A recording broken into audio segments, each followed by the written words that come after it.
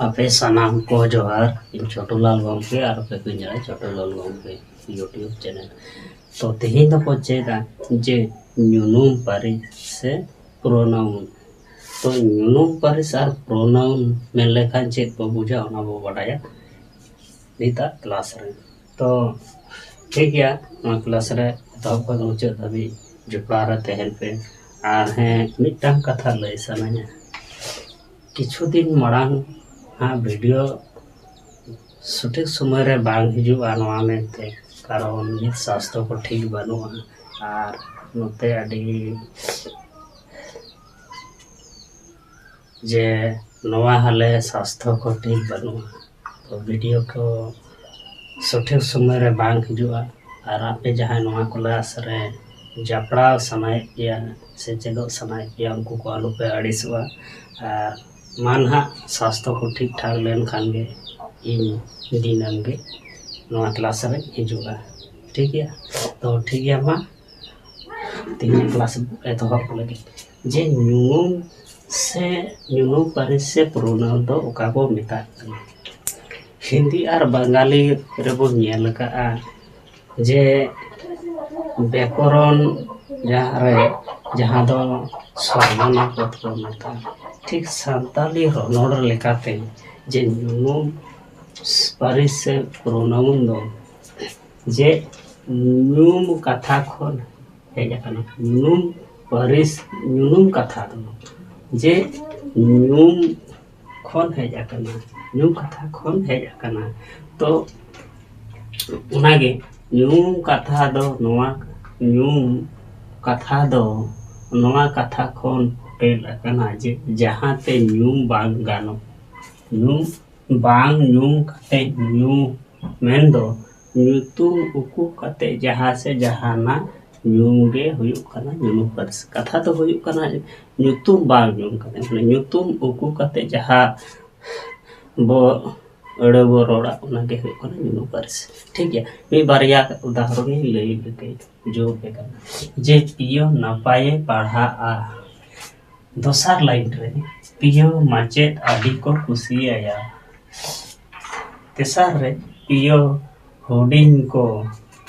को आदि दुलड़ कोआ मेन तो ची मेन केदा हो जे पियो आदि नापाय पढ़ा पियो माचेद आदि को कुसियाया पियो हुडिंग को आदि दुलड़ का हो जे पियो ᱧᱩᱛᱩᱢ बार बार बो रोड़िया ठीक है ओना ᱧᱩᱛᱩᱢ बदलते जदि उनी बो लगावा चिलका हुआ पियो नापाय आदि या पियो नापाय पढ़ा उनी माचेद आदि को कुसिया मेन दो पियो जायगा रे जदि उनी बो लगावा ठीक है ताले चिलका एक माचेद आदि को कुसिया उनी हुडिंग को आदि दुलड़ को हो जे उनी कथा आरो माने पियो ᱧᱩᱛᱩᱢ आरो फेरा बदलते चे उनी को लगाट कते एड़े बो मिसाल खान गे ᱧᱩᱱᱩᱢ पारिस तो बुझा चे ᱧᱩᱱᱩᱢ पारिस रिया उदाहरण नोका बुझो पे जैसे उना रिया मांग उदाहरण ही ले पे कना जे ᱧᱩᱱᱩᱢ पारिस तो ओका को कना मी बारिया उदाहरण को ले पे कना जैसे उनी तारपरे इन आले आपे आबेन आबिन तारपरे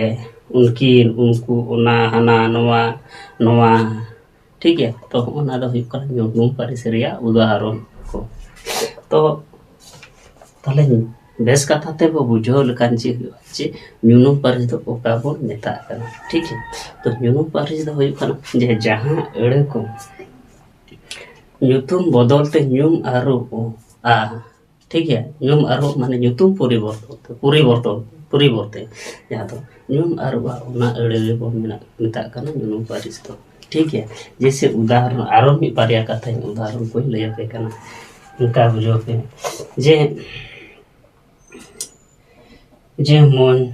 मंजू ओलोक कनाय मंजू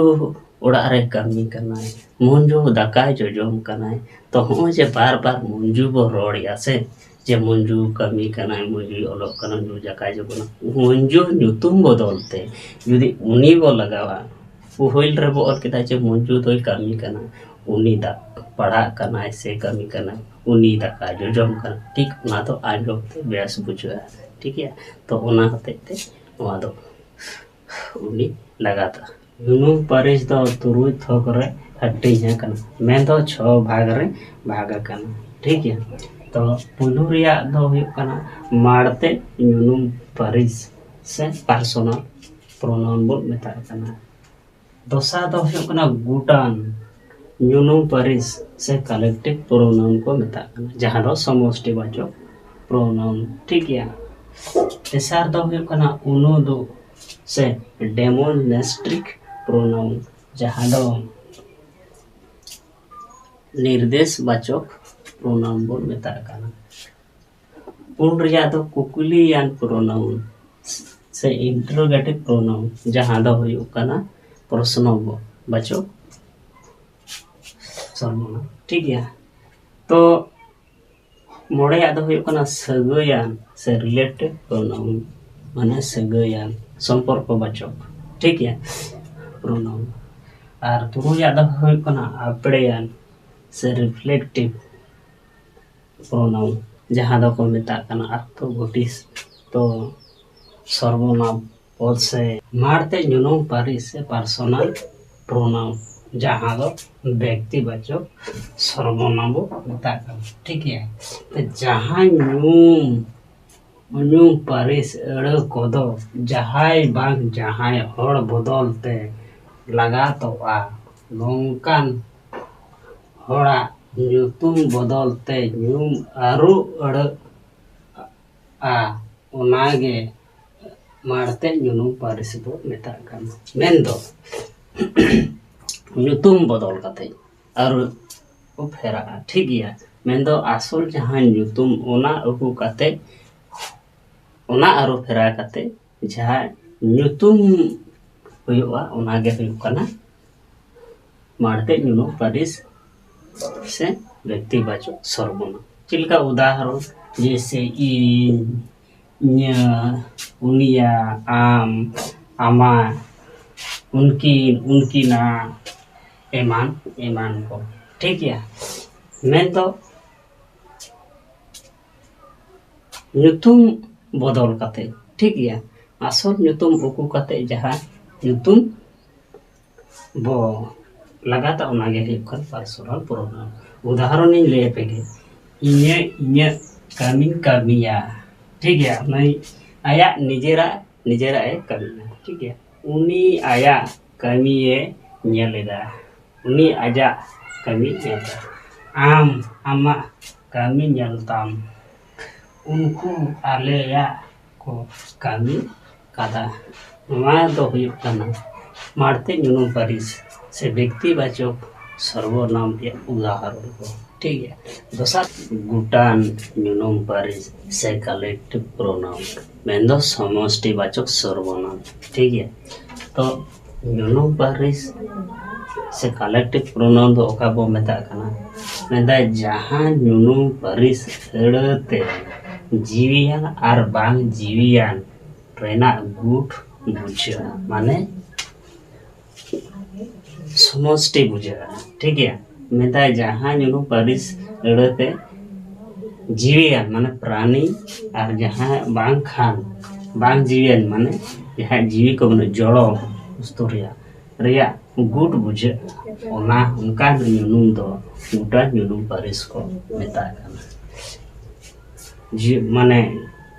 चिलका लिया जीव माने प्राणी होय दाड़े जड़ वस्तु हो होय दाड़े ठीक है तो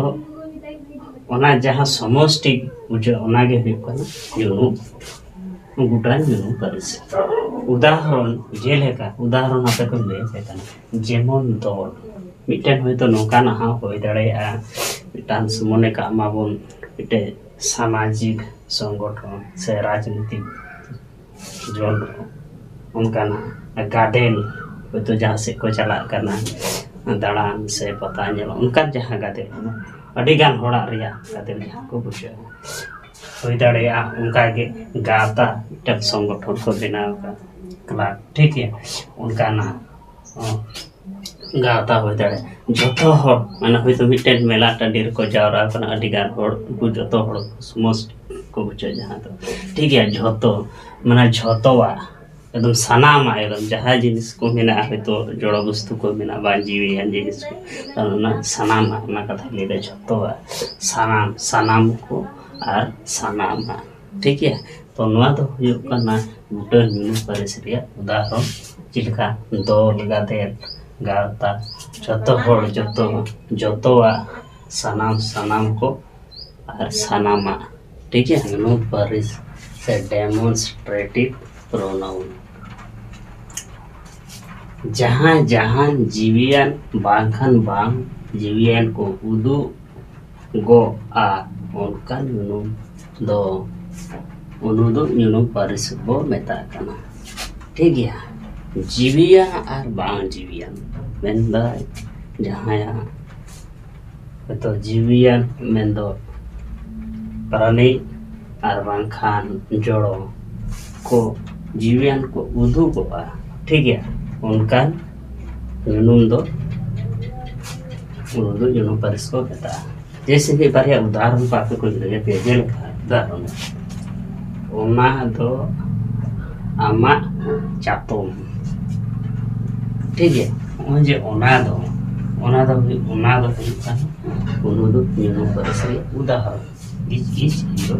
अम्ब्रेला ठीक है उनका के है दोसर उदाहरण नुआ दो इन्य कोलम